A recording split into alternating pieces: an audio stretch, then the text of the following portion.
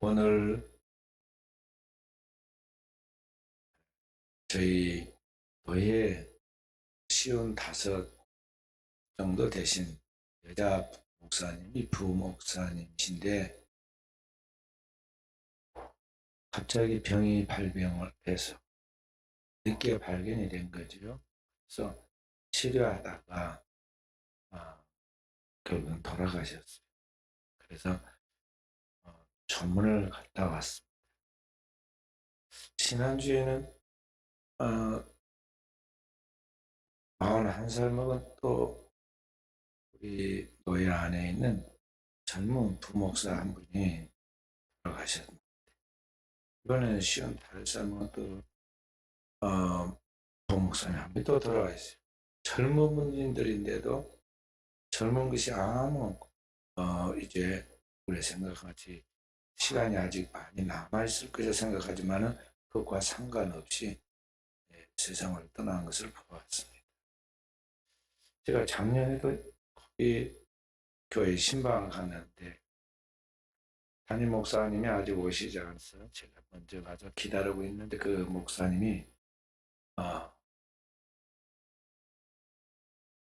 저를 이제 영접해가지고 그 당회장실로 안내하고 차도 대접하고 그렇게 했어요. 저하고 몇 번 통화도 하고 건강하고 젊어 보이는데 그 오래 그 교회를 섬겼는데 이분이 그렇게 빨리 돌아가십니다. 제가 아파서 병원에 입원해 있다는 말을 듣고는 전화 통화를 했었습니다. 통화하고 문자도 주고 적지만은 병문안 입원비도 보내고 그랬는데 결국에는 그 병을 이기지 못하고 세상을 떠나서 그렇게 간 것을 보았어요. 조문을 마치고 이제 음식을 먹습니다. 제가 지금 오늘 점심 겸 저녁 밥을 이제 이른 저녁 밥을 먹었습니다. 거기서 일부러 밥 먹고 가자고 제가 이야기를 해서 거기 임원들이랑 다 앉아서 밥을 먹는데 우리 서기 목사님이 그래요.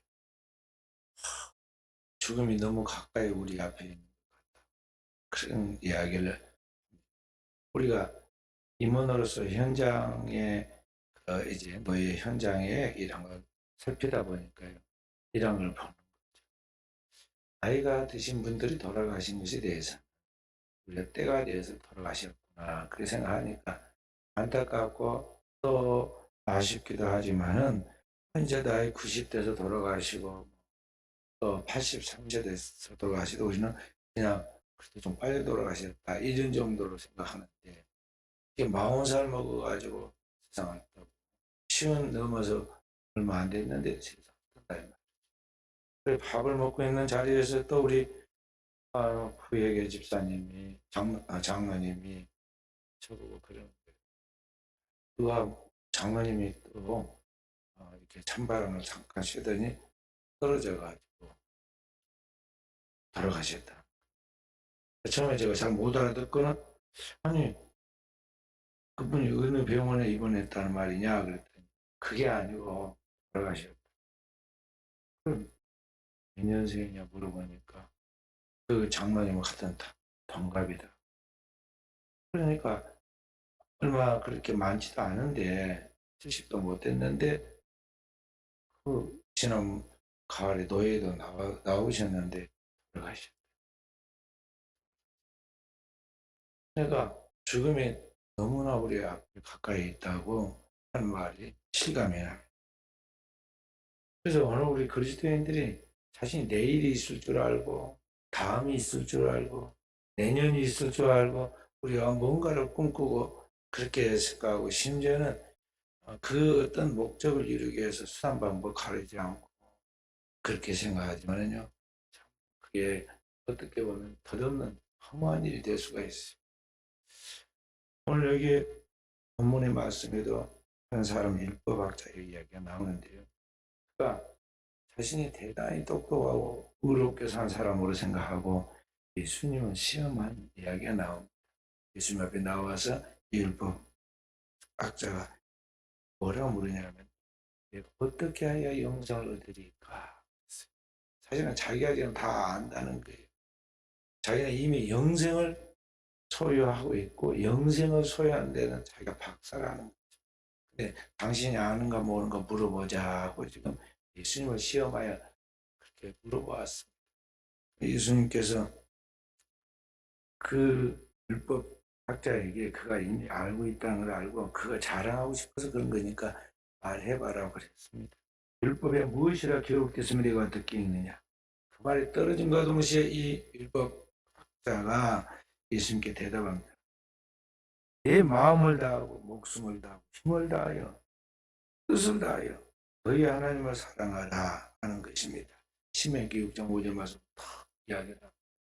지금까지 예수님 앞에서 그렇게 명쾌하게 말하는 사람은 없었어요. 혹시 똑똑한 사람이. 그리고는 또 이야기하기를 내 이웃을 내 자신과 같이 사랑하라 것입니다. 그러니까 하나님을 전심전력에 사랑하고 그와 똑같이 이 땅에 살아가는 이 자랑, 하나님 형상과 모양 인간을 그렇게 사랑하라는 것입니다. 레위기 19장 18절 말씀을 탁 이야기를 해요.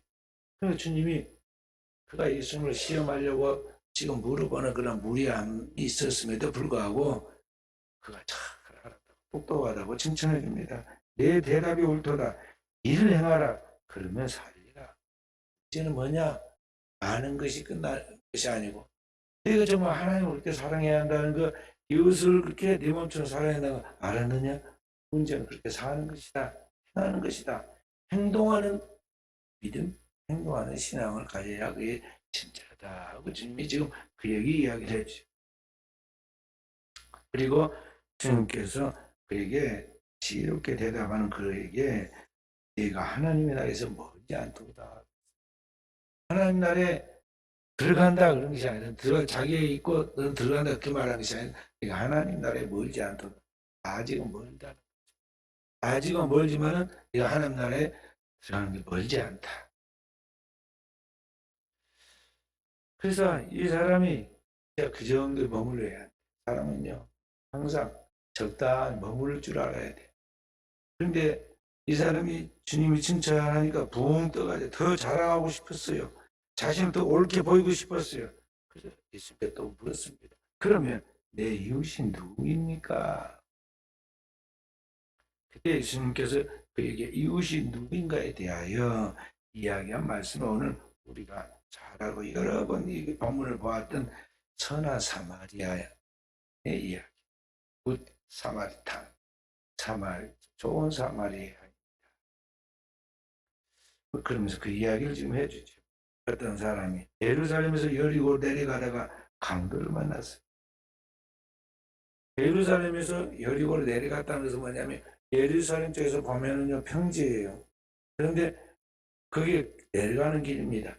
제가 직접 그 길을 걸어가 봤어요. 그런데 그 길이 쭉 내리막길이에요. 내리막길인데 앞에서 보면은 평지같이 보여요. 그리고 내려가는 그 길이 아주 험악합니다. 근데 그곳에서 시대가 흉악해서 이 험악한 시대에 사람들이 이제 남의 것을 빼앗는 사람들이 등장했는데 이 강도가 등장을 했습니다. 그리고 그를 옷을 벗기고 때려서 거의 죽게 되게 되었는데 그 죽게 된 사람은 버려두고 떠나가 버렸다. 이제 그대로 놔두면 죽는 거예요. 근데 마침 그곳에 한 자비롭게 생긴 제사장이 그 길로 내려가다가 그를 보았어요. 제사장이에요. 항상 하나님의 말씀을 가르치고 백성들에게 죄의 뜻이 무엇인가를 알려주고 백성들이 죄를 사한 사람입니다. 그러니까 그 불쌍한 사람을 봤을 때 제사장이 즉시 달려가서 그를 돌보고 치유해 줘야지 정상인데 그를 보고 피하여 지나갔다. 얼마 후 다시 그 길을 부지런히 이제 헌신적이게 보인 한 여인이 지나가게 되었는데 이 여인은 제사장을 도와서 제사를 하나님 앞에 드릴 수 있도록 하는 그러한 구별된 사람들. 그런데 그 사람도 여기 강도 맞는 사람을 보고는 피하여 지나가 버려. 이제 강도 맞는 사람은 점점 목숨이 위태해집니다. 피는 많이 흘리고 날씨는 추워서 저체온증에 걸리게 생겼고 그 다음에 상처가 너무 많이 맞아가지고 상처가 깊어서 그대로 있다가는 죽게 생겼어요. 그래 사소망이 끊어져가는 절망적 상황에 부딪힙니다. 근데 죽으라는 법은 없어요. 어느 순간 그곳에 또 한 사람이 등장을 했습니다. 근데 그 사람은 겉으로 보면 재수 없는 사람이에요. 왜냐하면 사마리아에 이스라엘 백성들은 이 북쪽에 이방인의 혼혈피가 섞여 있고 벌써 하나님의 심판을 받았던 저기 있는 이 사마리아 사람들을 아주 혐오했어요. 극단적으로 혐오했어요. 그래서 수가성 문과 여인이 예수님이 유대에서 온 걸 보고는 뭐라고 했냐면 갈릴리 계신지도 모르고는 이야기해요. 어찌 유대 남자로서 사마리아 여자인 나에게 불을 달라고 합니까? 지금 나를 건드는 것입니까? 나를 가볍게 보고 지금 나를 건드는 것입니까? 무시하는 것입니까? 막 이런 식이에요. 지금. 그런데 이 사마리아인이 거기에 등장해서 희망이 없어 보입니다. 그런데도 올라온 것은 아무도 돌봐주지 않던 그 강도만한 자를 이 사마리아인이 유대인들이 그렇게 멸시받고 무시당하고 혐오당하던 그 사마리아인이 이 강도 만난 사람, 죽어가는 사람을 보자마자 그딸같이 달려가가지고 그를 불쌍히 여기고 가까이 가서 기름과 포도주를 그 상처에 붓고 자기 짐승에 데워가지고 오던 길로 다시 되돌아가서 자기가 머물렀던 주막에서 그 사람을 돌봐줍니다. 밤새 돌봐줍니다. 그리고 이튿날 자기는 길을 가야 하니까 떠나가면서 그 주막 주인에게 데나리온 2개를 주고 이틀 품삯이에요. 앞으로 이틀은 더 돌봐라는 거죠. 그렇게 내주고 이 사람을 돌봐주고 비용이 더 들면 내가 돌아올 때 갚으리이다. 이 주인은 횡재했어요. 왜냐? 그냥 누워있는데서 밥만 먹이면 되는데 품삯을 이틀 거 주잖아요. 우리식으로 말하면 제가 40만 원 줬다는 거죠. 가만히 놔두고. 그리고 다음에 또 더 준다잖아요. 그리고 갔어. 그러면서 주님이 이제 그 이야기를 마치고 아까 누가 내 이웃입니까? 묻는 율법사에게 주님 물어보는데 누가 강도 만난 자의 이웃이냐? 그러니까 이 사람이 즉각적으로 대답합니다. 자비를 베푼 자입니다. 주님께서 그에게 이렇게 말씀하시죠. 가서 너도 이와 같이 하라. Go and do likewise. 가서 너도 이와 같이 행하라. 그러니까 중요한 것은 뭐냐? 머리로 아는 것이 중요한 게 아니고 우리가 이제 신앙생활 한다는 그 형식이 중요한 게 아니고 하나님의 뜻을 알았으면 하나님의 말씀을 알았으면 그것을 자신의 삶으로 살아내는 것, 자신의 삶에 적용해서 그 말씀을 지켜내는 것, 그게 가장 중요하다는 거죠. 그래서 주님께서 너도 이와 같이 하라. 그랬더니 그 똑똑 잘난 율법사 입이 딱 닫혀져고 한마디도 안 해요. 그리고 이 사람이 말을 이제 딱 중단하고 인정을 하니까 그렇게 예수님께 달라붙어 가지고 그를 약점을 찾으려 했던 사람들이 한 사람도 예수님에게 더 이상 시비를 걸지 않고 이제 다른 것을 볼 수가 있어요. 오늘 우리가 영생을 얻는 삶에 대한 이 주님의 말씀에 강도 만난 자의 이웃에 대한 이 이야기 그리고 너도 이와 같이 하는 이 주님의 말씀을 통해서 오늘 우리에게 주신 하나님의 말씀을 다시 정리해서 생각해야 합니다. 첫째는 뭐냐? 강도 만난 자가 누구냐? 이게 예루살렘에서 여리고로 내려가는 길에 강도를 만난 사람이 있었어요. 이름이 없습니다. 항상 무명으로 나온 그 사람은 그 속에 자기 나의 이름을 거기다 넣어야 돼. 강도 만난 사람이 누구냐? 오늘의 이 시대 오늘 우리가 저와 여러분이 그리고 이 땅에 살아가는 이 영혼들이 강도 만난 사람을 알아야 한다는 것이죠. 우리 모두는 다 영적으로 보면 강도 만난 사람들입니다. 강도가 무엇이냐? 원수 마귀 사탄이 그 강도예요. 요한복음 10장 5절부터 입니다. 요한복음 10장 5절 함께 못하는 고로 타인을 따르지 아니하고 도리어 도망하느니라. 예수께서 비유로 8절 말씀 다시 나보다 먼저 온 자는 다 절도요 강도니 양들이 듣지 아니하느니라. 10절 말씀 도둑이 오는 것은 도둑질하고 죽이고 멸망시키려는 것뿐이요 내가 온 것은 양으로 생명을 얻게 하고 더 풍성히 얻게 하려는 것이라. 하나님의 나라에 하나님의 백성들이 있는데 그 하나님의 백성들 하나님의 양을 진짜 돌봐야 할 목자가 있는데 그 목자가 아닌 다른 것이 틈을 타서 들어옵니다. 그 들어온 것이 뭐냐? 강도인데 그 도둑질하러 들어온 이 강도는 도둑질하고 죽이고 멸망시키는 것이라는 거죠. 그런데 바로 그 도둑질하러 온 그 도둑이 뭐냐? 그게 곧 원수마귀 사탄이에요.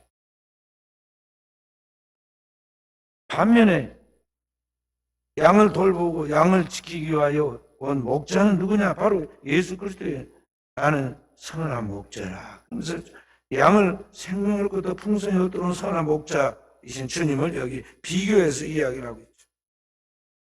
자, 8장 44절 말씀 함께 읽어봅니다. 8장 44절 함께 너희는 너희 아비 마귀에게서 났으니 너희 아비 욕심대로 너희도 행하고자 하느니라. 그는 처음부터 살인한 자요 진리가 그 속에 없으므로 진리에 서지 못하고 거짓을 말할 때마다 제 것으로 말하나니 이는 그가 거짓말쟁이요 거짓의 아비가 되었음이라. 아멘. 여기 강도가 바로 이 거짓의 아비인 마귀. 이 마귀가 처음부터 와서 속이고 죽이고 멸망시키려고 우리 가운데 틈을 타는데 바로 그 강도가 오늘 우리 예루살렘에서 여리고로 내려가는 길에 만난 그 나그네를 해치는 그 강도가 누구냐? 바로 그 마귀다 이 말이야. 오늘 우리를 해치는 그 강도가 누구냐? 바로 원수 마귀다 하는 것이죠. 오늘 우리는 다 누구냐면 원수 마귀에게 속아서 아버지의 집을 나와 온갖 죄악으로 방탕하고 그렇게 해서 죄의 결과로 실패하고 마귀에게 온갖 상처를 받고 당한 그런 존재들이 탕자 같은 존재 바로 그런 죄인들이다 저는 말이에요. 성경은 다양하게 표현을 하죠. 강도 만나는 자로 표현하기도 하고 또 누가복음 15절에는 탕자에 비유해서 진 나온 탕자로 표현하기도 하고 그런 존재들 우리가 바로 그런 존재라는 것이죠. 원수 마귀에게 속아서 이리 찔리고 저리 채이고 그래서 온갖 고통을 받고 죽어가는 존재가 바로 오늘 우리의 모습이다 하는 것이죠. 그래서 우리 실제로 알아야 돼요. 문제는 오늘 우리를 불쌍히 우리를 돌봐가지고 구원할 자가 하늘 아래나 한 사람도 없다는 거죠. 지금 죄의 값은 사망인데 그 저는 죄의 종인데 금도도 마귀한테 결국에는 당해가지고 죄의 값으로 결국 죽는 거 아니에요. 개인적으로는 젊은 나이인데 죽는 거예요. 이게 오늘 우리의 실체 우리의 모습이에요. 그래서 이 세상 인간의 힘으로는 사람은 아무도 우리를 보낼 수가 없다. 자신의 실체를 볼 수 있어요. 그가 강도를 만나서 아무리 과음을 지르고 발버둥을 치고 아무도 거들떠 보지 않잖아요. 여기 강도를 만난 자를 피하여 간 레인 제사장들을 이야기가 나오죠. 여기 믿는 사람들입니다. 제사장과 레인들은 오늘 우리로 말하면 교회 목사이고 장로이고 권사이고 집사이고 직분자들이에요. 그들도 꽤나 믿음이 있다고 평가되는 사람들인데 그들도 그를 도와줄 수가 없어요. 도와주지 않습니다. 베드로전서 2장 9절에 하나님께서 우리에게 우리는 하나님 택한 백성들이고 왕같은 제사장들이라고 했습니다. 그런데 우리가 자기 살기 바빠가지고 무관심 무능하고 냉정하고 이기적이죠. 우리는 다 죄인의 개수입니다. 누구 한 사람 잘난 사람 누가 있어요? 완전한 사람 누가 있느냐는 거죠. 다 하나님의 눈으로 보면은 우리는 다 죄인의 개수들이에요. 이 세상에는 여리고로 내려가다 강도 맞는 자와 같은 사람들이 수없이 많이 있는데 그 사람들 우리가 돌봐야 하는데 오늘날 우리가 그 직분자들은 우리가 그들을 보고 어떻게 반응하고 있느냐는 것이죠. 여러분 제가 하나님 앞에서 내가 누가에 대해 자신의 정체성을 확인해 봐야 돼. 하나님은 우리를 택한 족속, 왕 같은 제사장들, 하나님의 복음을 땅끝에 전하는 그러나 선지자로 부르셨지만 그렇게 부르셨지만 실제 오늘을 살아가고 있는 나는 어떤 모습을 가지고 살아가고 있느냐는 것이죠. 진정한 제자로서 주님을 믿는 진정한 크리스찬으로서 그런 강도 맞는 자를 긍정적으로 돌봐주는 자로서 그런 삶을 살아가고 있느냐 하는 것이죠. 사도 바울은 갈라디아서에 계속 더 읽어보면 마지막에 뭐라고 이야기를 하고 있느냐면 자기에게 예수 그리스도의 흔적이 있다고 그랬어요. 주님을 믿고 주님과 같이 살아가는 데서 나타난 자기의 몸에 많은 표적들, 흔적들이 있다는 거죠. 성은이 있어요. 우리 그리스도인은 주님을 따름으로 자기에게 나타나는 자기 몸에 그 자기 삶에 나타나는 징표들이 있어야 돼요. 자기가 자기를 의롭게 보이려고 말한다고 해가지고 영생에 대해서 똑똑하게 말하면서 하나님을 사랑하고 이웃을 내 몸처럼 사랑하는 것입니다. 말을 잘한다고 해가지고 해결되는 게 아니다. 주님은 너도 이와 같이 행하라. 내 안에 진정한 하나님 말씀을 살아내는 가운데서 실천하는 가운데서 하나님 앞에 그 주님을 따르는 주님의 흔적이 있느냐. 주님이 인류를 구원하기 위해 이 땅에 인간의 몸을 입고 오시고 우리 죄를 담당하고 십자가에서 죽으심으로 그에게 흔적이 있잖아요. 주님의 부활을 믿지 못한 도마에게 주님께서 자기 손을 내밀어서 보여주잖아요. 옷을 걷어가지고 옆구리를 보여주지 않아요? 내 손가락을 내밀어 내 손에 그리고 내 옆구리에 넣어보라고 그러지 않아요? 주님이 이처럼 사랑하고 우리를 구원하기 위하여 오셔서 구원하신 그 분명한 흔적이 있죠. 그래서 그 주님을 우리가 믿는 거예요. 오늘의 우리가 이 시대 세상 속에서 그리스도인이라 세상에 어둠을 비추는 빛으로 살아가고 그렇게 살아가려면은 오늘 우리에게 그러한 주님의 진정한 종, 또 주님의 제자로서 그런 흔적이 있어야 한다는 거죠. 너도 그와 같이 행, 이와 같이 행하라는 거죠. 요한계시록에 보면 7장에 하나님의 나라에 가니 하나님의 거룩한 백성들이 흰 옷을 입고 다 구름대같이 모여 있는데 그 모든 사람들에게 공통적인 것이 있어요. 그 뭐냐면 그 이마에 성령으로 도장을 딱 인친 것이 있어. 만약에 그 도장 찍힌 것이 없고 그리스도 예수로 옷 입는 흰 옷을 입지 않으면 성벽에 들어갈 수가 없어요. 주님 어떤 잔치 비유를 이야기하면서 그 잔치에 예복을 입지 않은 사람 곤란해가 쫓아낸 이야기 나옵니다. 하나님의 나라에 갈 때 우리에게 정말 주님을 믿고 주님을 따름으로 우리에게 주어지는 그런 흔적이 성령으로 인쳐져 있어야 하고 그러한 흔적이 오늘 그리스도 예수로 실제적으로 옷이 덧입혀져 있어야 한다는 거죠. 그래서 우리가 주님을 믿는 것이 그냥 교회 다니는 그런 외형적인 그것으로 끝나는 것이 아니다고 알아야 돼요. 실제예요. 우리의 삶의 실제라 그런 게 우리에게 있어야 한다는 거죠. 그래서 오늘이라도 하나님이 우리의 생명도 걷어가시면 누가 갈지는 몰라요. 분명한 것은 하나는 우리 간다는 거예요. 누구든지 떠나서 이 땅을 떠나서 가는 거예요. 근데 하나님 앞에 확실하게 당당하게 들어가서 흰옷을 입고 성령의 인침을 받고 그 이마에 이름 쓴 것이 있는데 그 이름까지 확인하고 서야 하는데 그날에 분명히 나는 들어간다고 자신이 했는지 모르고 당당하게 살았는지 모르지만은 주님 앞에 섰을 때 주님이 그날에 내가 많은 사람에게 분명하게 말한다고 해서 뭐라고 그래요? I don't know. 너 모른다는 거야. 내가 너를 도무지 알지 못하니 쫓아낸다. 그 자비로우신 주님이 모른다고 그런단 말이에요. 우리 체면 안 봐주고.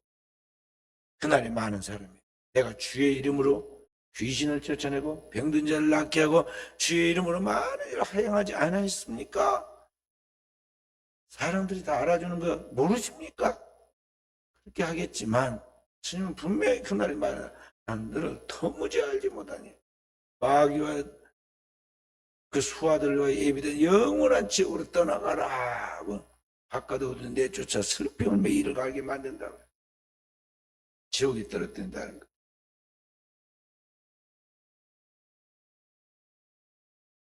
그러니까 우리가 항상 오늘을 살고 있지만 영혼을 살고 있는 것 같이 살아야 하고, 오늘 살고 있지만요, 오늘 딱 살고 오늘 내 생명이 딱 거둬져서 죽어서 내가 영혼이 어디로 갈 것인가가 결정된다면 항상 의식하면서 오늘을 살아야 돼. 그러면 절대 삶의 우선순위가 바뀌질 않아요. 바꿀 수가 없어. 왜냐하면 지금 죽어가는 사람이, 이제 지금 죽으면 바로 이제 끝나는 사람이 무슨 다른 생각이 나겠어요? 하나님 앞에 갈 생각을 해야 하는데 그 사람이 뭐 다른 것을 무엇을 꿈꾸겠느냐는 거죠. 그런데 그렇게 하나님을 안 믿고 하나님의 천국과 지옥을 안 믿고 그리고 자신이 지금 이 순간 하나님 앞에 가지 못하면 반드시 지옥에 떠나 안 믿기 때문에 온갖 악한 생각을 하고 악을 저지르고 내일 더 악한 일을 하려고 문제를 일으키는 거예요. 우리 노예 안에, 아파트 안에 잘 교회가 지어진 교회가 있습니다. 이 교회가 그 문제를 일으켜요. 그래서 담임 목사님, 개척한 담임 목사님 은퇴하시고 후임 목사가, 후임 목사 어떻게 괴롭히니까 이 목사님 사모님 우울증에 걸렸어. 결국에는 견디지 못해가지고 쫓겨나와가지고 시내에서 개척을 했어. 근데 개척을 하니까 이제 그 스트레스가 다 없어지니까 참 목회를 해가요. 세 번째 목사님이 이번에 이제 또 왔어. 목사님 자녀니까 얼마나 그래도 모범이겠어요. 근데 그 목사님 자녀인 목사 와서 목회하는데도 쉽지를 않아. 또 문제가 생겨. 그래가지고 더 심각해졌어. 그래서 서로 이제 그냥 시비 거는 정도가 아니라 형사문제까지 번지고 악하게 막 이걸 하다 보니까 별추한 이야기도 다 해놨어. 그래서 이단들이는 수법을 쓰더라고요. 옛날에 신천지 이단을 순천중앙교회 장소에서 우리가 강의를 했거든요. 그래서 이단 대책 세미나를 하고 2,000명이 모여서 거기에 우리 직분자들이 강의를 하고 그렇게 했는데 이 순천지 이단에 순천중앙교회 뛰어들어와가지고 저녁에 이제 심으로 마치고 나오는 목사님을 잡고는 말이죠. 상담하자고 상담하러 왔다고 밤 11시인데 여자들 다시 들어와. 목사님 뭐 점잖게 상담원 같이 하더니 나중에 나오려고 딱 내보내고 나오려고 그런 교회 문 입구에서 목사님을 쓰러뜨려 놓고는 여자들 다섯이서 막 자기들끼리 목사님을 주물럭주물럭 하고는 나중에 가서 북부 경찰서가 거기 가가지고 고소를 했어요. 성추행이다고. 꼼짝없이 잡혀 문제가 됐어요. 그래서 경찰은 아무것도 모르니까 말이죠. 목사가 되고 그렇다고 뭐 한참 면박을 주고 그렇게 했어요. 제가 그때 이단 사회비 대책위원장이었습니다. 샅샅이 다 그것을 검증시켜가지고 딱 했어요. 또 억울하게 교회를 무단으로 침입해서 온갖 악한 언행을 하고 그렇게 해서 뒤집어 씌운 그 사람들 5명 전부 다 벌금 850만 원씩 물리게 하고 그걸 처벌시켰어요. 그리고 순천에 이단이 그때 진짜 이단이 둘로 쪼개졌어요. 근데 사람이 악해지다 보면요, 별짓을 다 하는데 이단들은 그런 것을 했다는 거예요. 똑같은 방법을 써요. 사람이 악해지면 얼마든지 악해질 수 있다는 걸 알아야 돼요. 가룟 유다의 마음속에 예수를 팔려 악한 생각이 사단이 순간 집어넣고 악해지니까 실제 예수를 팔아버리잖아요. 그럼 인간이 어떻게 언제든지 그럴 수 있다는 걸 알아야 돼요.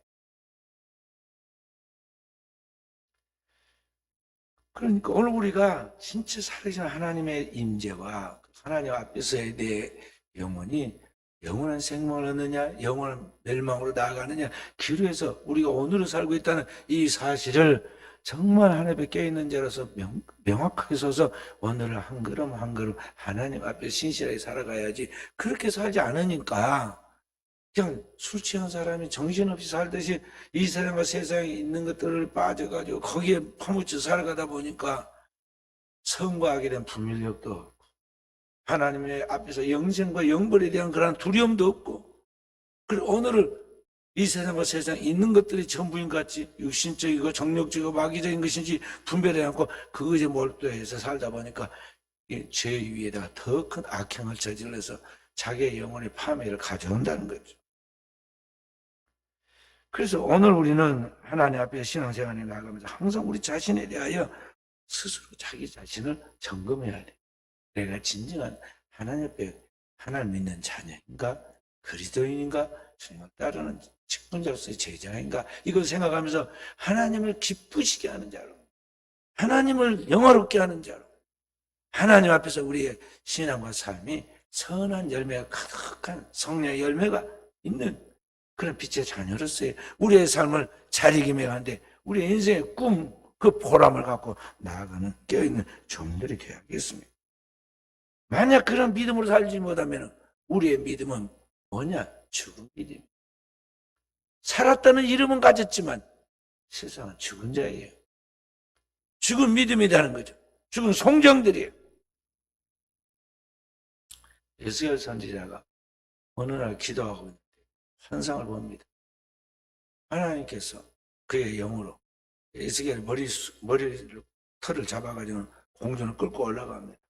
바둥바둥 하면서 공중에 올라가가지고 하나님께 어디다 그걸 던져놓느냐 하면 어느 계곡에다가 알지 못한 계곡에다가 탁 떨어뜨렸는데 떨어져갖고 보니까 너무너무 흉측한 곳이었어요. 죽은 사람의 송장뼈가 가득한 골짜기에 자기를 딱 떨어뜨렸어요, 하나님. 그래서 에스겔 선지자가 진짜 왜 하나님이 나를 이런 데로 데리고 왔을까 막 분노에 차가지고 억울해하고 있는데 하나님이 말씀하시잖아요.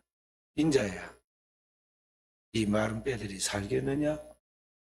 엉뚱한 질문을 하나님이 하십니다.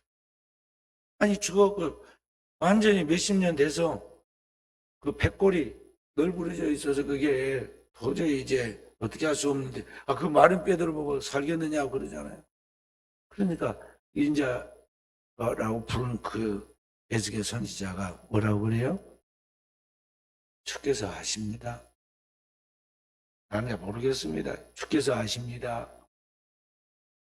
그런데 주님께서 그에게 나는 마른 뼈들에게 마른 뼈들아 생기가 너희 속에 들어가니 너희가 살리라. 그렇게 하나님 말씀을 대언하라고 그러잖아요. 그래서 그냥 하나님이 시키니까 그대로 대언을 합니다. 그래서 생기가 사방으로부터 와서 이 사망 당한 자들에게 불어서 살게 하라 하고 하나님의 말씀을 대언했더니 실제로 그 죽은 송장 뼈다귀들이 막 따닥따닥따닥 하면서 조립을 하기 시작합니다. 그리고 그 위에 살이 돋고 힘줄이 돋고 그리고 사람 형태로 본래 형태로 돌아왔어요. 그리고 다시 또 하나님께서 생기를 불어와서 그 살게 또 말하라고 그러죠. 그래서 말했더니 어떻게 돼요? 그 속에 생기가 들어가면서 그 마른 송장 뼈들이 사람으로 다시 회생하기 시작하는데 일어나서 보니까 뭐예요? 군대, 하나님의 군대였어요. 그러면서 그게 이스라엘 민족이라고 그래요. 이스라엘 민족이 실제로는 어디에 있었느냐? 바벨론의 땅에 또는 아수르 땅에 사방에 흩어져 있어서 제대로 살지를 못해요. 왜냐하면 남의 노예로 남의 종살이를 하고 있고 죄악 짓고 우상 숭배하는 그들 밑에서 그 수종들고 있으니 뭐 인간다운 삶을 살겠어요? 그런데 그 속에 살고 있는 그들이 살아있지만 실상 죽은 것과 같은 거죠. 그런데 그 속에 하나님의 생기가 그 하나님의 말씀을 통해 들어가니까 그들이 하나님의 군대가 됐죠. 그래서 나중에 그들이 하나님의 군대가 됐다는 그 모습처럼 하나님이 그들을 살게 만드니까 그들이 회복됩니다.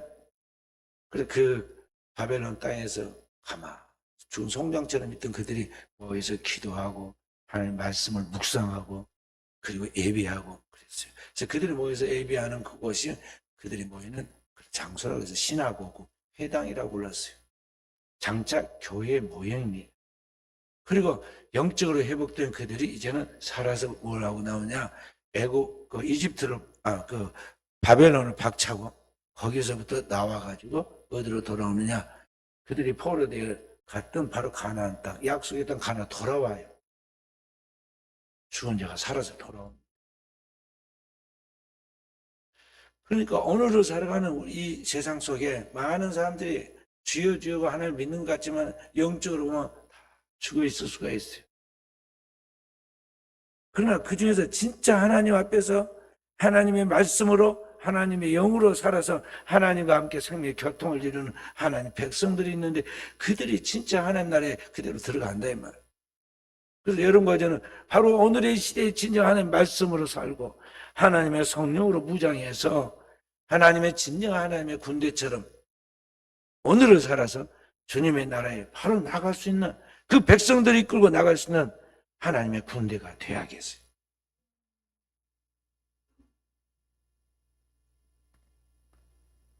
오늘 여기 선한 사마리아인이 나옵니다.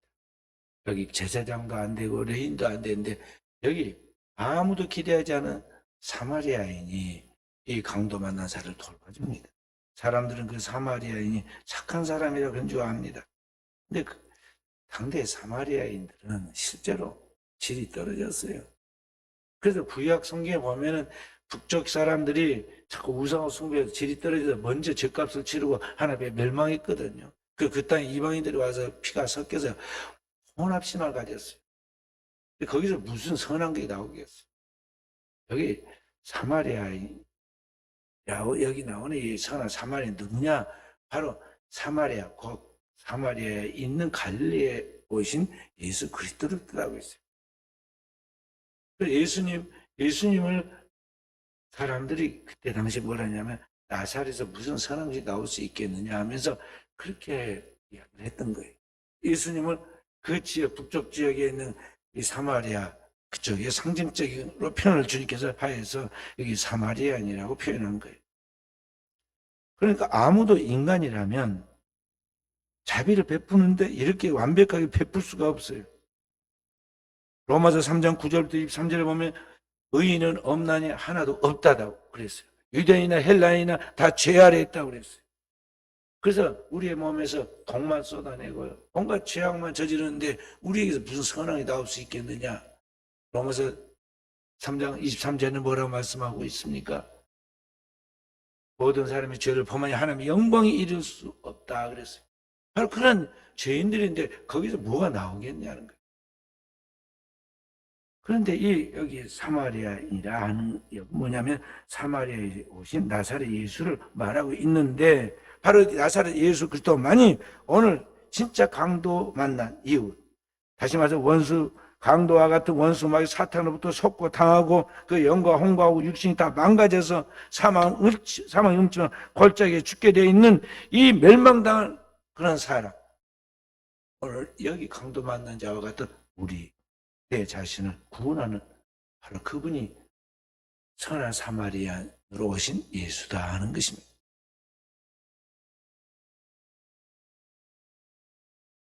그 죄인의 개수도 나를 대신해서 주님께서 나를 구원하려고 십자가에 자신의 모든 생명을 다 내놓고 우리의 죄의 그 무거운 짐을 다 지고 영원한 속죄를 이루어 주시죠. 그래서 그 주님께서 십자가 위에서 우리의 죄의 짐을 짊어지시고 우리를 부르시잖아요. 수고하고 무거운 짐을 내게로 가져와라. 내가 너희를 쉬게 해주겠다. 내가 너희를 쉬게 해주겠다.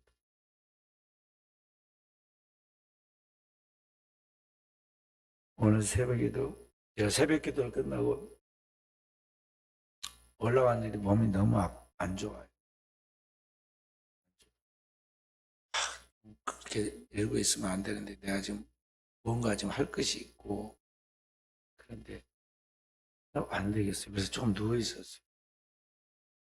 어제 전화 오신 목사님이 있었는데 제가 밤이 늦었으니까 집회 끝나고 밤이 늦었기 때문에 내일 전화 올리겠습니다. 그리고 문자를 줬기 때문에 틀림없이 전화가 올 건데 내가 하든지 전화 올 건데 내가 이러다 잠들어 버리면 안 되는데 싶은데 문제는 몸이 말을 듣질 않아.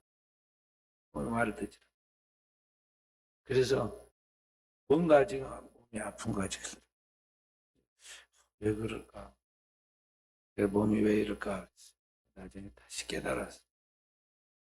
요사이 지금 제가 우리 집회한다고 우리 교회를 놓고 기도하고 우리 성도를 놓고 기도하고 40일 기도를 했는데 기도를 못 해줘서 새벽에 나온 분들 내가 새벽 기도 때 안수 기도도 했거든. 아픈 분들 기도를 했어요. 그러니까 그냥 기도란 건 그냥 기도하는 것으로 끝난 게 아니에요. 짐을 짊어지는 거예요. 병을 짊어지는 거라고. 그 문제를 짊어지는 거예요. 그러니까 그게 지금 나한테 지금 몸에 압박, 뭔가가 왔어.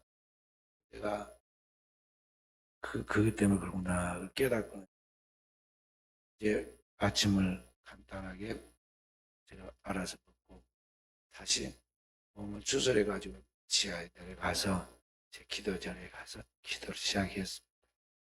완전히 극복에 나가 있는 거예요.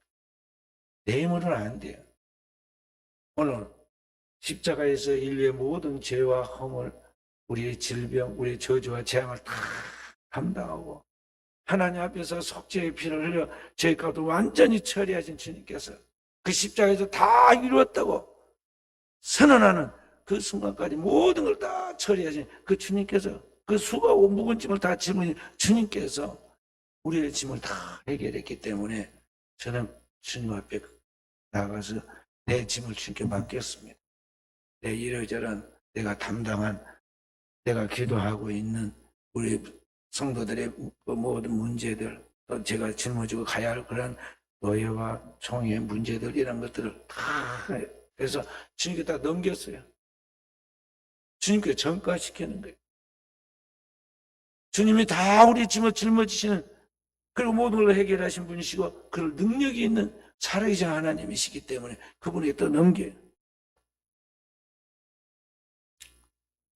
다 기도를 다 마치니까 몸이 다시 정상으로 돌아갔어요. 몸이 딱 돌아옵니다.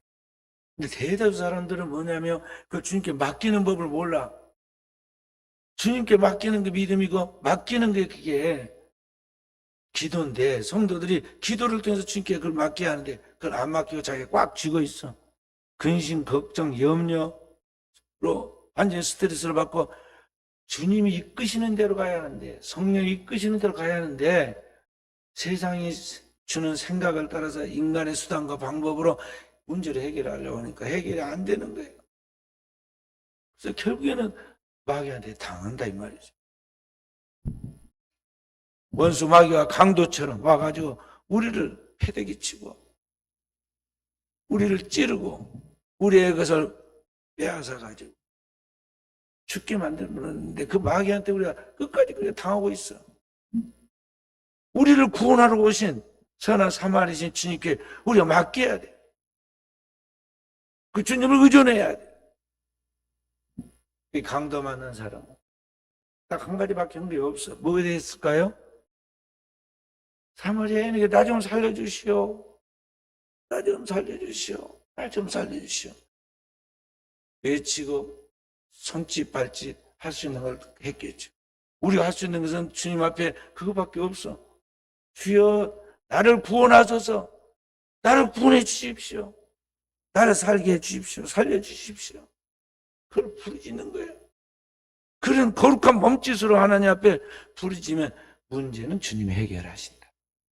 일은 주님이 해결하신다. 근데 우리는 그 주님께 매달리지 않고 어디로 가느냐? 세상을 쫓아가고 사람을 의지하고 인간의 수단 방법을 따르고 자기 꾀로 자기 방법으로 뭔가를 해결하려고 하니까 죽으라고 뛰어다니는데 되는 것이 없어요. 하는 일마다 죽을 수.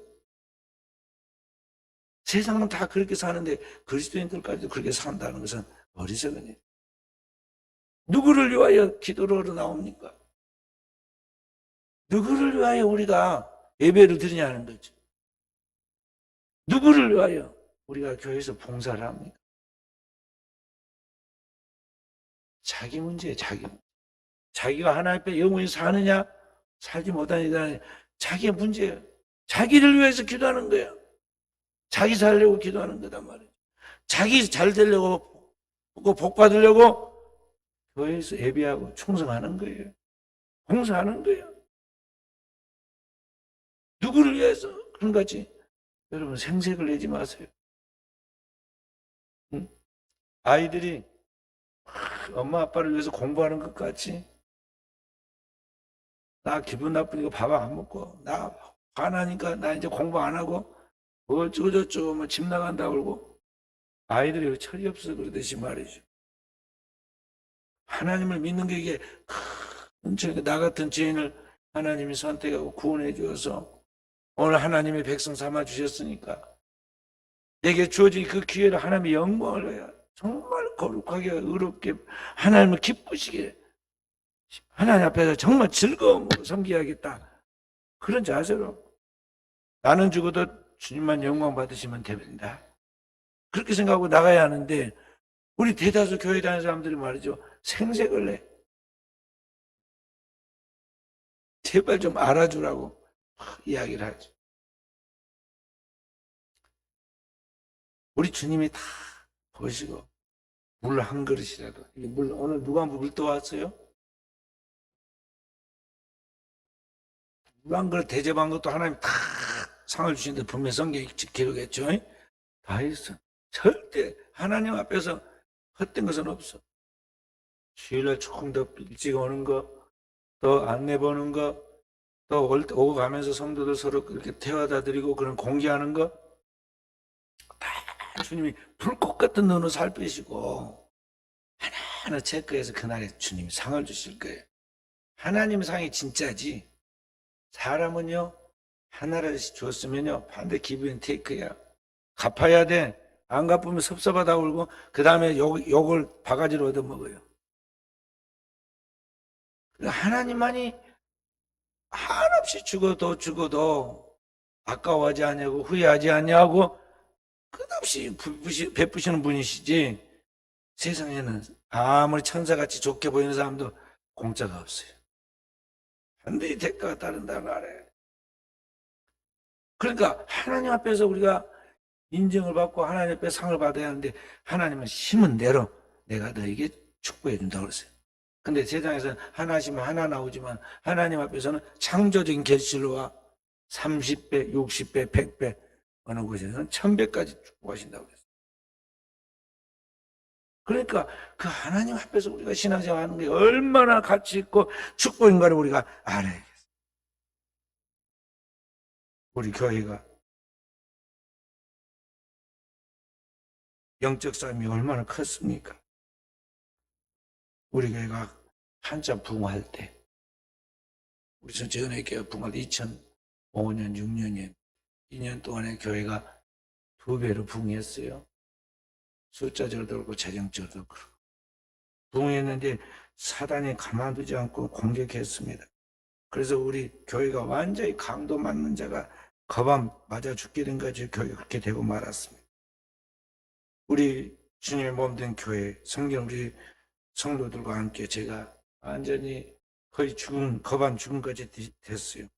그럼 비참한 우리들의 모습을 막 조롱을 하면서 나간 사람들이 이단에 동조하면서 나간 사람들이 힐끔힐끔 쳐다보고 어떻게 욕을 하고 형을 보고 우리 보고 이단이라고 그러고. 그래서 우리 너무 힘든 세월을 보냈습니다. 교회가 얼마나 힘들게 보냈어요. 저보고 이야기하기를 빚에 치여서 죽어라고 그랬어요. 교회에 빚을 다 남겨놨으니까 이제 치여서 죽으라는 거예요. 사람이 어려워지면요, 어려울 때 친구가 진정한 친구인데요, 어려워지면 도와준 사람이 없어. 사람은 진정한 도움이 못 돼. 교회가 어려워지면 교회가 도와야 한대요. 사실은 절대적 도움이 안 됩니다. 총회가 도움이 돼야 하는데 총회가 도움이 안 돼. 안 돼.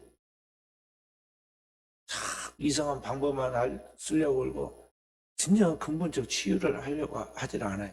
왜냐하면 사람은 그럴 능력이 없거든. 없어. 노예든 총회든 능력이 없어. 그러니까 안 하고 인간적인 방법을 어떻게 그냥 대충 떼어버릴까? 그냥 사람을 바꿀까? 아니면 뭘 어떻게 해볼까? 뭐 이런 생각만 하지 근본적인 해결을 못해. 그 죽어가고 있을 때 선한 사마리안처럼 오늘 우리에게 조용하게 다가와서 오늘 우리의 상처를 치유해 주고 여기 포도주와 기름을 발랐다. 포도주를 먹이고 기름을 발랐잖아요. 오늘 우리의 죄를 대신하신 그리스도의 보혈 그리고 그의 죄를 사하신 자에게 주시는 성령이 기름이. 그러니까 주님의 보혈과 성령으로 주님께서 우리를 치유해 주십니다. 그리고 주님 안에서 참다운 안식을 얻을 수 있도록 하나하나 회복시켜 주셨죠. 그래서 오늘 이제 때가 되니까 하나님께서 우리 교회를 다시 한번 회복시키면서 어떻게 합니까? 총회적으로 높이고 빚도 갚게 하고 교회도 리모델링하게 하고 이제 노예에서 또 하나님이 높이고 우리 교회가 이제 유명한 교회로 등장을 하기 시작해요. 하나님이 하시는 거예요. 성경은 그렇게 말씀하고 있습니다. 빌립보서 2장 5절부터 8절까지의 말씀입니다. 함께 읽어봅니다. 빌립보서 2장 5절부터 8절 말씀 함께. 너희 안에 이 마음을 품으라. 곧 그리스도 예수의 마음이니 그는 근본 하나님의 본체시나 하나님과 동등됨을 취할 것으로 여기지 아니하시고 오히려 자기를 비워 종의 형체를 가지사 사람들과 같이 되셨고 사람의 모양으로 나타나사 자기를 낮추시고 죽기까지 복종하셨으니 곧 십자가에 죽으심이라. 아멘.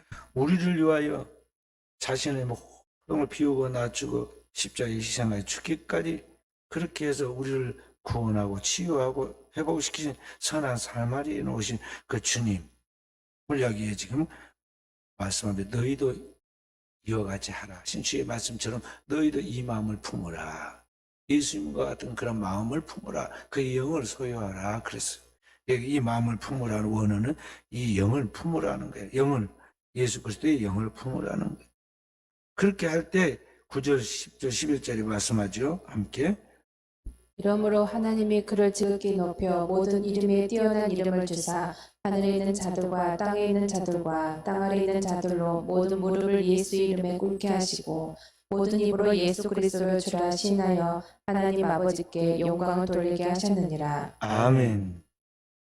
그게 헛되지 않고 결국에는 주님께서 그렇게 해서 죽었지만 부활하여 단순한 부활로 끝난 게 아니라 부활 승천하게 하고 하나님 보좌 우편에 앉게 하시고 모든 이름에 뛰어난 이름을 주어서 하늘 위에 있는 자들, 땅에 있는 자들, 땅 아래 있는 자들까지 다 예수의 이름 앞에 무릎을 꿇고 예수를 주라 신하여 아버지 영광을 위하였다는 거죠.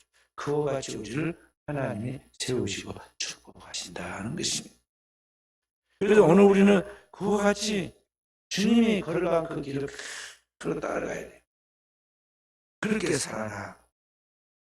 이제 문제는 뭐냐? 어떻게 우리가 사람인데 죄인인데 그렇게 선한 사마리아인 대신 주님처럼 살 수 있는가 하는 것이. 오늘 우리는 하나님의 선을 알고도 선행할 능력이 없는 그러한 연약한 육신을 가진 그런 죄인들입니다. 그렇기 때문에 우리가 하나님의 뜻을 알아도 그 뜻대로 살 수 있는 능력이 없습니다. 3일 밤 예배 드려야 한다, 주일 성수해야 한다, 온전한 11조 받지 않다면 뭘로 한다 하더라도 그 행할 능력이 없어요. 그럼 어떻게 우리가 그렇게 하나님 말씀대로 주님 말씀하신 여기 선한 사마리아인처럼 자비를 베풀며 세상에 하나님 뜻 나타나며 살아갈 수 있느냐? 그 인력으로는 안 되는 것입니다. 그럼 어떻게 되느냐? 그것은 주님이 하나님의 영이 성령으로 이 땅의 인류 구원의 역사를 이루신 것까지 오늘도 그 하나님의 영으로 우리가 채워져야 한다. 그 하나님의 영으로 무장해야 한다는 것이 오늘 이 하나님의 말씀의 결론이에요. 하나님의 영이 우리 안에 있어요. 로마서 8장 1절 2절 말씀 함께 읽어봅니다. 로마서 8장 1절 2절 말씀 함께. 그러므로 이제 그리스도 예수 안에 있는 자에게 결코 정죄함이 없나니 이는 그리스도 예수 안에 있는 생명의 성령의 법이 죄와 사망의 법에서 너를 해방하였습니다. 아멘. 오늘 예수 그리스도 안에 있는 뭐가 있는데 그게 뭐냐? 생명의 성령이. 그냥 단지 성령이라고 그러지 않고 생명의 성령이라고 그랬어요. 부활과 생명 되시는 바로 그 생명의 성령이 오늘 우리 가운데 그 믿는 자 가운데 거하시는데 그의 성령으로 말미암아 우리는 주님이 자비하신 같이 이 땅에 하나님 모든 선을 행하며 살아갈 수 있게 된다는 거예요. 그러니까 결론이 뭐냐면 성령 충만이에요. 주님이 그것을 위하여 오셨고 십자가에서 우리 죄를 대신하여 죽으셨고 죄의 문제를 처리하고 우리에게 그의 영이 성령을 받게 만든 거예요. 사도행전 2장 38절 말씀 함께 읽어봅니다. 사도행전 2장 38절. 베드로가 이르되 너희가 회개하여 각각 예수 그리스도의 이름으로 세례를 받고 죄 사함을 받으라. 그리하면 성령의 선물을 받으리니 아멘. 오늘 우리가 그리스도 예수를 믿고 그리스도 예수 이름으로 우리의 죄를 사함 받게 되면 그 결과 우리에게 주어지는 하나님의 선물이 있어요. 그게 뭐냐? 성령이. 하나님의 영이 보혜사 성령이죠. 그래서 그리스도인은 이 성령으로 충만되는 것이 오늘 우리의 목표예요. 그래서 그 성령으로 충만해서 하나님의 영으로 살아가야 하고 성령으로 살고 성령으로 행해야 하는데 오늘 현대 교회는 이런 영적인 삶을 살지 않기 때문에 문명과 문화가 발달하고 오늘 세계 속에 한국의 위상이 이렇게 높아졌음에도 불구하고 교회가 침체되는 거예요. 그리스도인이 능력 있는 영적 삶을 살지 못하고 있다는 거예요.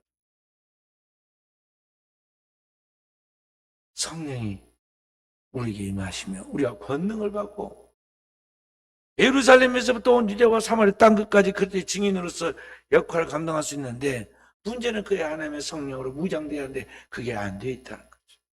사람들은 이 세상이 것만 구합니다. 이 땅에 있는 것, 썩어지고 없어질 것들, 소멸할 것들 땅의 것만 구해요. 온통 거기에 정신이 빠져 있어요. 그게 문제다.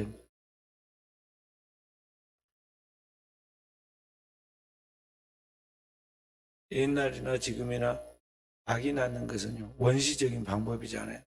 남녀의 사랑의 결합을 통해서 임신이 되며 그 아이가 6달 동안 엄마 뱃속에서 자라고 10달이 되면 엄마 뱃속에서 출산해서 태어나는데 문명과 문화가 발달한 첨단 시대다고 그래서 옛날같이 고통 없이 그냥 태어납니까? 그러지 않잖아요. 꼭 엄마의 몸을 통해서 해산의 고통을 과정을 거치며 태어납니다.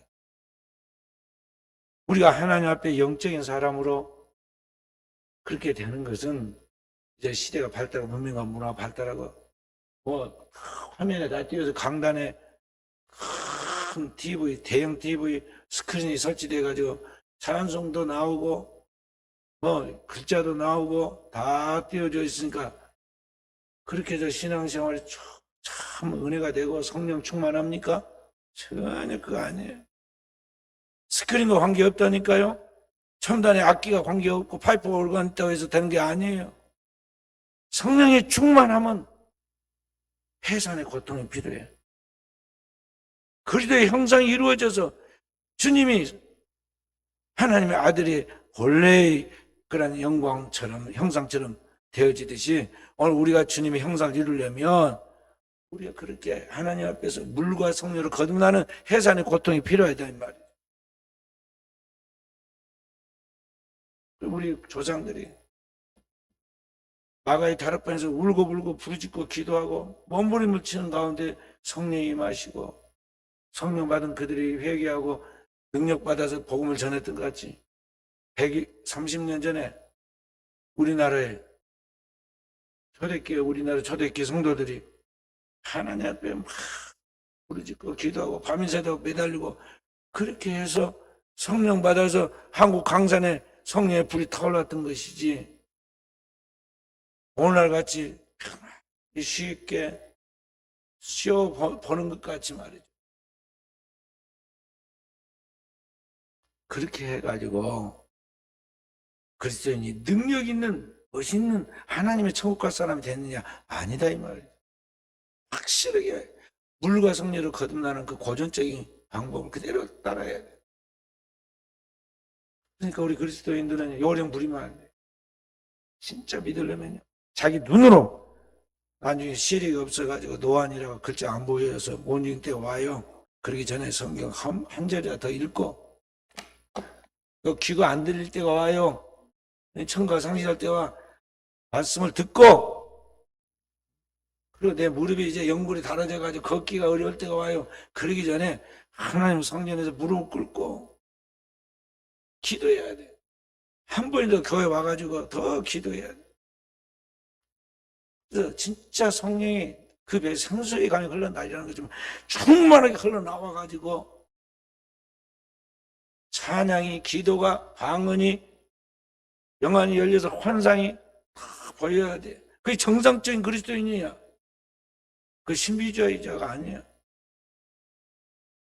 기독교는 신비예요. 땅에 살고 있죠. 하늘의 세계를 살고 있는 사람이라 하늘의 세계가 보여야 한다니까요.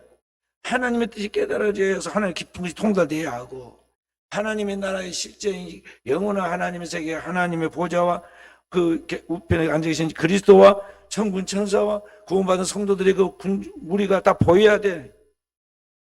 그 소리가 들려야 한다고요. 지금 영적 싸움을 싸우고 달려가고 있는 우리를 보고 격려하고 있는 믿음의 선진들의 소리 먼저 믿고 천국 가진 부모들의 그 기도와 그 격려 소리가 들려야 돼. 그것이 내 입을 통해서 흘러나와야 한다고 방언으로. 그 정도로 영적으로 수준 있는 영역 있는 그리스도인이 돼야 돼. 그래서 그리스도인이 우리가 주의 이름으로 병든 자의 손을 얹으면 병이 나아요. 명령하면 귀신이 떠나가야 하고 고통과 절망 속에 있는 영혼들이 주의 뜻이 무엇인가를 선포하고 말하면 꼭 그대로 이루어지는 역사가 나타나야 돼. 그게 진정한 하나님의 백성이에요. 우리는 그렇게 성장해 가야 한다. 그래서 장성불량이 일어나는 거 그렇게 성장해 가야 한다는 거죠. 그래서 여러분은 하나님의 나라의 선한 경주를 해야 돼요. 목사다가 앞서가는 것도 아니에요. 또 평신도라고 그래가지고 수준이 낮은 것도 아니에요. 어떤 사람은 진짜 잘 믿는 평신도도 있고 신학교 나와서 목사라고 그러는데 너무 영적으로 저급한 상태에 있어가지고 이 세상 사람보다 더한 경우도 혹 있어요. 하나님 많이 아시죠? 하나님의 절대평가 속에서 우리는 꼴찌되지 않고 상 얻는 한 사람 첫 번째 되도록 선한 목표를 정하고 달려가야 돼. 누가 하나님 앞에 가서 상 받을지는 몰라. 그래서 사도 바울 같은 경우에도 자신을 날마다 쳐서 복종시켰다고 그랬잖아요. 그리고 자기가 자랑한 것이 하나 있는데 그거 뭐냐? 자기 약한 것만 자랑하고 또 자랑하는 것은 자기가 날마다 하나님 앞에 내가 부족한 줄 알고 쳐서 복종시키다가 죽는 거라고 그랬어요. 내가 단언하고 자랑한다고 그랬어요. 자기를 쳐서 복종시켜서 자기 완전히 죽이는 거죠. 죽인다는 건 뭐냐? 육신의 소욕을 자기의 자아라고 생각하는 생각들을 다 없애버리는 거죠. 그 영적인 작업이 예배고 그 영적인 작업이 기도고 하나님 앞에 나와서 찬송하고 기도하고 예배하고 그런 것은 하나님 앞에 자기를 부인하고 주님 앞에서 내가 서는 작업이에요. 그래서 운동선수들 보면요, 그 우승한 사람들이거나 또는 싸워서 이긴 사람들 보면요, 무엇이 결정하느냐면 연습이 얼만큼 연습량이 많았느냐, 훈련을 얼만큼 많이 했느냐, 그 훈련량, 연습량이 결정을 해요. 많이 훈련하고 많이 연습한 사람은요, 확실히 달라요. 딱 눈에 보기 다릅니다. 손 움직이는 거, 발 움직이는 것이, 공 차는 것이, 달려가는 것이 달라요. 그래서 딱 보면은 우승할 팀이 딱 나오잖아요. 그렇듯이 오늘 우리가 하나님 앞에서 헛된 것은 없어. 하나님 앞에 우리가 준비하고 활동하고 연습하면 헛된 거 없다고 알고 항상 최선을 다하려고 그래야 돼. 어차피 하나님 앞에서 이제 때가 돼서 너 오늘하고 부는 그 죽는 날에는 뭐 여기다가 피부 곱게 하려고 뭐 해가지고 바르고 비싼 거 바른다고 뭐 하고 마사지하고 하는 몸뚱이나 이제는 늙어가지고 아무리 발라도 표도 안 나는 몸뚱이나 가는 날에는 다 똑같아. 애껴놓고 뭐 잘 다듬어 봐야 나 이제 하나님 앞에서 이제 다 헛되고 헛되게 되고 만다니까요. 그러니까 이 살아서 숨 쉬고 움직이고 활동할 수 있을 때 어디에 투자하느냐가 중요한데 하나님 앞에서 최선을 다하라는 거죠. 먼저 그의 나라와 의를 구하면서 최선을 다해야 돼. 먹든지 마시든지 무엇을 하든지 하나님의 영광을 위하여 하라 그러죠.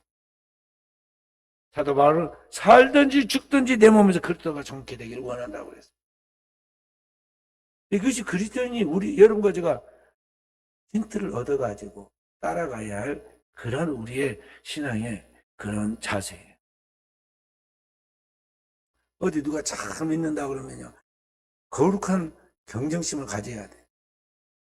저 정도쯤은 우리가 어쩌 통과하고 나는 홀로라도 하는데 그렇게 생각할 수 있어야 한다니까요.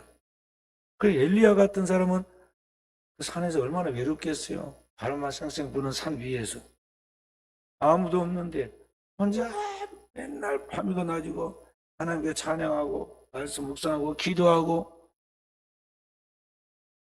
어떻게 보면 비생산적인 비효율적인 삶을 살았잖아요. 그냥 헛되지 않았죠.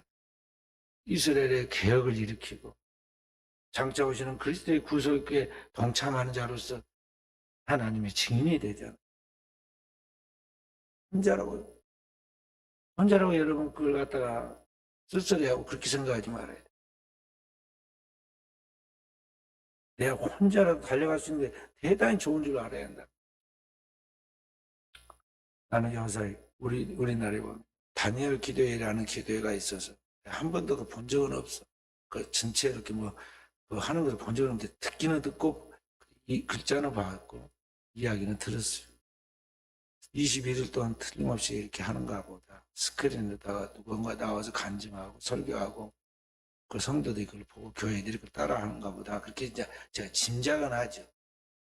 근데 그걸 제가 부러워했으면 당장 도입해가 우리 교회에서 시행을 했을 거예요. 근데 왜 안 하냐? 우리 교회는 봄, 가을에 다니엘 기도처럼 21일을 한 것이 아니라 40일 동안은 전통이 있어. 숫자가 많든 적든 꼭 했어. 왜 그러냐? 20일보다 40일보다 많이 한 거잖아요. 그리고 뭘 보고 뭐 따라하는 거야 심심하지는 않겠지만은 따라하는 거하고 내가 직접 하는 거하고 다르잖아요. 달라. 내가 내 마음과 뜻과 정성을 모아서 의지를 가지고 하나님 앞에 말한 거하고 따라한 거하고 달라. 내 귀에, 내 눈에 지루하지 않고 심심하지 않게 하는 거하고 내 몸에서 힘쓰고 애써 더 간절히 기도하는 땀이 땅에서 핏방울처럼 된 예수님처럼 한 거하고는 달라. 그러니까 흉내만 내는 게 아니라 진짜하게 하려고 내가 직접 앞에서 인도를 하는 거예요. 그러니까 우리 사랑하는 성도들이 선한 경주를 경주해야 돼. 자, 믿음의 조상 아브라함 때부터 시작해서 오늘의 이 시대까지 잘 믿는 사람들을 쭉 한 줄로 세워놓고 그 중에서 상 얻는 한 사람 뽑는다면 내가 돼야겠다. 그런 거룩한 경쟁심을 가져야 한다니까요. 그리고는 달려가야 돼. 도성들이 앞서가니 뒤서가니 하면서 잘해라, 잘 간다, 나도 빨리 가야겠다 하면서 막 가야 돼. 결코 헛되지 않는다. 하나님은 하늘의 신령한 보고 딱 정해놓고 생명체 그 이름하게 정해놓고 축복을 주십니다. 그리고 땅에서도 절대 헛되지 않도록 꼴이 되지 않고 머리 되게 만드셔요. 그리고 하는 일이 형통하도록 들어오며 나가며 복받게 하시고 우리도 알지 못하는 원수마귀가 우리를 우리를 공격하고 준비했어도 하나님 다 하시고 막아주셔 한길로 와서 일곱개 흩어버립니다. 그래서 우리는 주님만 믿고 달려가는 거예요. 결과는 축복이에요. 그러니까 영혼을 하나님 앞에서 복받고 잘될 궁리를 해야지 이 땅에서 당장 눈에 보기에 좋고 귀에 달콤하게 들리기 좋고 그리고 내 손에 뭔가 잡히는 그런 촉감의 만족을 얻으려고 해서는 안 된다는 거예요. 주님이 다 기뻐하시고 칭찬할 때까지 그날에 주님이 반드시 잘했다. 착하고 충성된 종이다. 내 주인의 즐거움에 참여하라. 내가 너에게 열골의 권세를 주마. 축복하신 그날이 딱 옵니다. 그 축복을 받아야 돼. 또 저와 우리 사랑하는 성도들이 이런 영적인 사람이 되도록 깨어서 하나님 앞에 기도하고 주님의 성령으로 무장해서 하나님이 준비된 만큼 훈련한 만큼 연습한 만큼 하나님 반드시 우리에게 심은 대로 거두게 하신다 알고 이런 영적인 충만한 영의 사람이 되어서 세상 속에 그리스도를 보여주는 참다운 그리스도인으로서 사람들은 주님을 보고 싶어 합니다. 주님은 하늘에 계시고 우리는 땅에 있습니다. 우리가 그리스도를 보여주는 그리스도인이에요. 오늘 말씀의 제목이 당신은 그리스도인입니까? 하는 거예요. 그리스도를 보여주는 진지한 그리스도인이 돼야 돼. 빛의 사자들로서 빛의 열매를 맺고 그리스도의 향기를 빛을 그리고 영향력을 나타내는 성들이 돼야 한다는 거죠. 이러한 축복이 저와 우리 사랑 성들이 나타나기를 주의 이름으로 축원드립니다.